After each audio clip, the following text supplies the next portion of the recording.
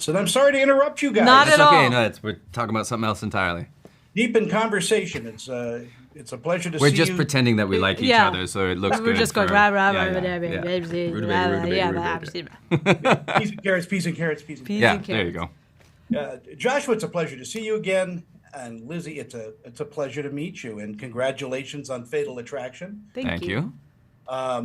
This version, I'll start with Lizzy. This version is totally different from, of course, the movie, but it's got a sensibility for today. It deals with a lot of different reasons for the affair.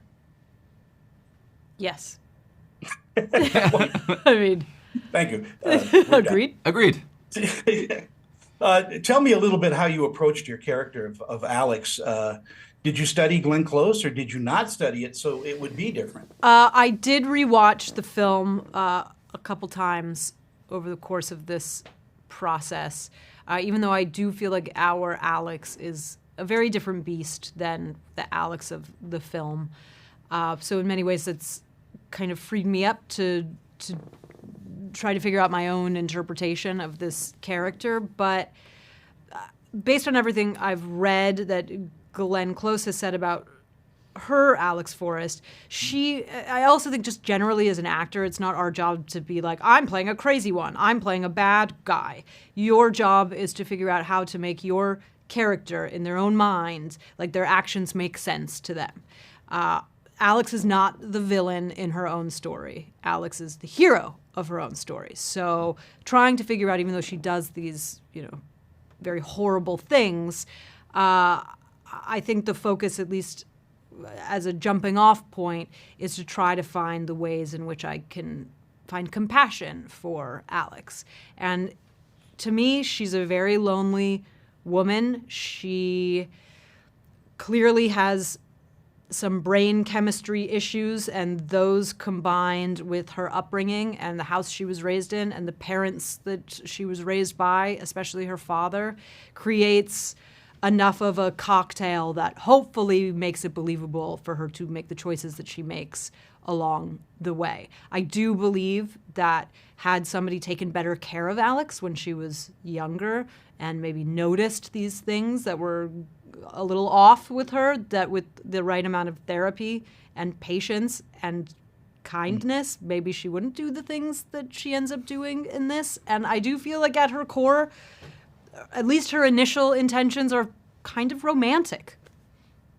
Yeah, and I agree wholeheartedly. And it also brings a certain amount of empathy up with the audience that maybe wasn't present in the original film. Yeah, there wasn't as much room in the film to find empathy for Alex, partly because there's not enough time and the length of one film, but also the audiences weren't hungry for that version of the story at all. They were very much ready to cast her as a pure villain who deserved to die because she had the gall to mess with this super sweet angel boy's family. Exactly. Yeah. Thank you. Finally. Yeah. And speaking of super sweet angel boys, Joshua, tell me a little bit about how you approached Dan. Well, I also watched the film, and I agree with what Lizzy says. Like, I'm not trying to recreate Michael Douglas. There's only one Michael Douglas. He's an icon, and this is one of his iconic roles. And what was interesting to me was not the opportunity to retell specifically how he did Dan, but to retell this story through, as you said, a modern lens, right? To really get into what the consequences of those actions would be, and what it is like. Dan is the hero of the movie. Dan is a more complicated guy, I think, in our TV show, but he's also not the villain of our telling. I think that decent people make bad choices at various points in their lives. I've certainly made bad choices over the course of my life that caused harm to myself or people around me that I loved or cared about. And I wanted to get into well, why? What makes you do that? And then when you, as a father, you have this, you're trying to get this idea of action, consequence, action, consequence. And so many of us, when we take an action, we don't really want to deal with the consequence. And I think that's exactly Dan's problem, is that his ego is actually much more fragile than he thinks. In many ways, he shares a lot of these similarities with Alex, right? If somebody at his younger life could have gotten to him and instead of allowing him to build this sort of ego superstructure around himself to protect the soft pieces, maybe he would have been a stronger man. But we find him at a place in his life where he's so focused, monomaniacally focused on this one thing, when it doesn't come to fruition in exactly the way that he wants, he doesn't know who he is at that point. So he reaches out for something to flatter himself.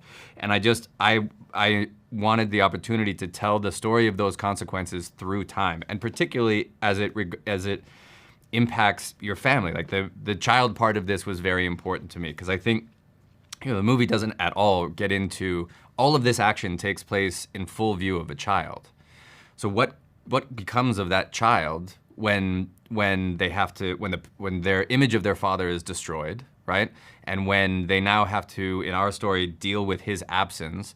Like this is real violence that he has created in his child's life.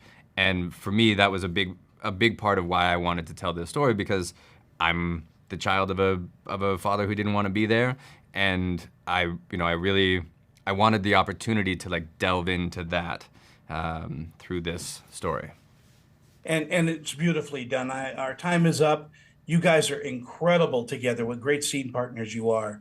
And it was a pleasure to talk with you both. Thanks, you too. Thank you so much. Bye bye.